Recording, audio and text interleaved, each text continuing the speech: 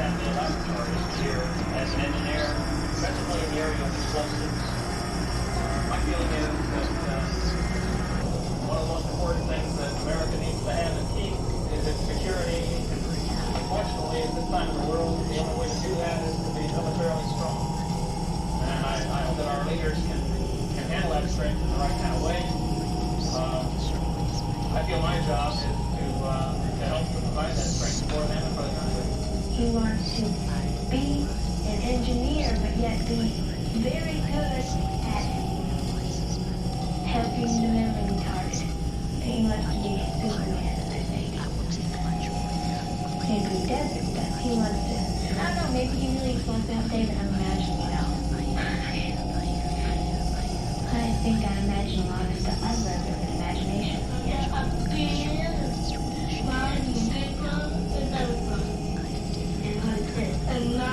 We had always wanted 3 children, but since we found out that David was retarded, I chickened out. I really did. I thought I couldn't go through 9 months carrying a child, not knowing whether that child was going to be a whole child, a normal child, so to speak. That's when we adopted Tracy. For 15 years, I was happy being a housewife, being a mother. And then I just found out that I just wasn't happy being in the house all the time. I couldn't understand why I was so reckless.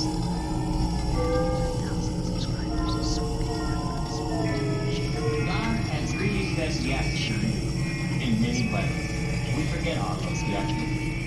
And as I talk to you, I want you to think that I'm talking just to you. What is life to you? What is life really for you? Clarence Darrow must have had a real bad experience with life. Because you know what he said? Life is that which the first part is ruined by your parents, and the second part is destroyed by your children. Now I hope we don't have that kind of an outlook upon our life.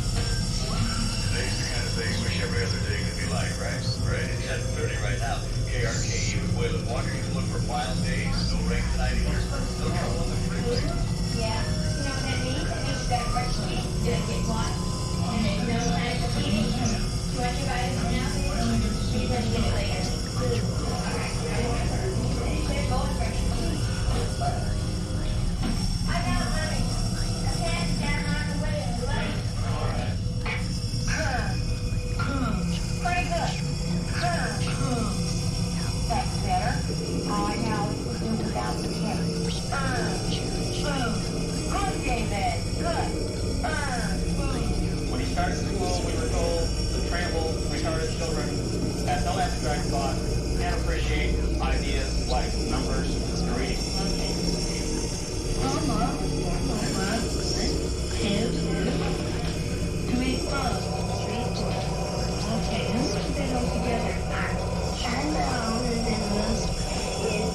One, two, three, 4, 5, 6, 7, 8, 9, 10, 11, 12, 13, 14, 15, 16, 17, 18, 19. You might say, I'm glad to make all that progress. There's a serious problem at this juncture. The problem is that while 9,000 children are now in special ed programs of various kinds, 5,000 children, in addition, have gone through this process, a very wrenching process for the parents, and in some cases the children also, of being evaluated, being referred for special ed, reconciling themselves, in case of the parents, to the fact that the child needs some special help, and then finding that help not there. It has been Exceptional to deal with. well, you might look at it as a make or break situation. Well, it does, I think. I think those statistics prove that in almost every case where the water joined the pieces, when there is a severe handicap, one of the parents ends up leaving, just literally getting out of the picture. Yeah, it is The father, I think, in most of the instances, and that's not necessarily true. It wasn't so in my case. My ex-wife was unable to bear the pressure or the responsibility. I go, well, that's all right. And that's all right. You have to do that in yourself. I'm convinced that we're lucky to have him. But our family is better than the rest of us because we have this handicapped child. That's the only thing that I really noticed. The whole deal, everybody made Dad the bad guy. Dad's always gone, Dad never does this, Dad's not here. They compare me to my father, I don't like that. That's the only thing that I really noticed, but I was a lot more honest in life. I kind of movie. We've never talked about virtually any of these matters that we talked about in film, as a matter of fact.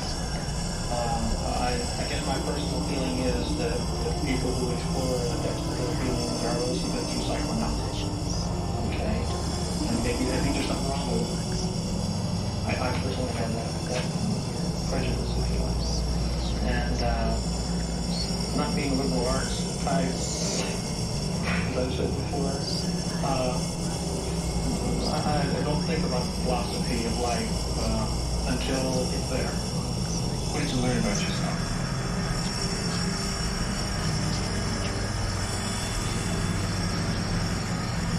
I learned a little bit about how the rest of my family looks at the same situation. How is it you couldn't imagine? We should take it that it had possibilities and it would take us a long time to fix it up. And on that, we moved on. How'd I buy my house? Well, I'll tell you, I bought my house on a lease option purchase. Something that the realtor never heard of, and I don't think the bank ever heard of either. And when I saw it, I cried because the state it was in, it had been stuck for 5 years. And the rooms were painted some colors that you couldn't imagine. We should take it that it had possibilities and it would take us a long time to fix it up. And on that, we moved on the promise of a raise and the future of the house. That was my gimmick, see. I really didn't have enough money to buy it. The raise fell through when we came down here and we ran into financial difficulties that I thought we'd never get out of. Most people, just as they are in every other town in the country, are living on tomorrow's business. We go out, we borrow for the things we want today. We want 2 automobiles. Your wife needs one and you need one. We keep the house outside and inside looking a little better than what the pocketbook will afford. I think that's the way the people in Bricktown live. There are 44,000 of them are working people, wage earners who live on $11,000 to $15,000 a year. When Tom and Betty Hussenutter moved here, Bricktown probably had more trees than it did people, but that was 8 years ago. Up until that time, I had never heard of Bricktown. And we laughed when we did hear the name of the town because I thought it was just a pin spot someplace in the woods, a swamp.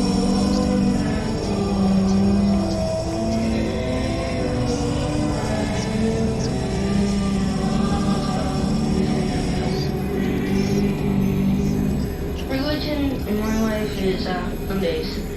That's the reason in my life, and like last year going to Sunday school. St. Paul understood how important truth is. He told his friends, stop lying. Let everyone speak the truth, for we belong to one another. It's true, he who you know doesn't lie to you. Because if a person is dishonest, they usually have very shifty eyes. Did you know that? Now, Elizabeth can look directly at me. Anybody that can stare you straight in the face is basically, shut up. They rebel. Children don't want to go to school another day of the week, especially on a Sunday, while it just becomes part of their life and they go 34 games. And it was like a traumatic experience for these people because they did not know how to lose. And I have to count myself as one of them at that time. You know, I was a sophomore in high school, and it was a football game. And I think that feeling is still in the air. It's success.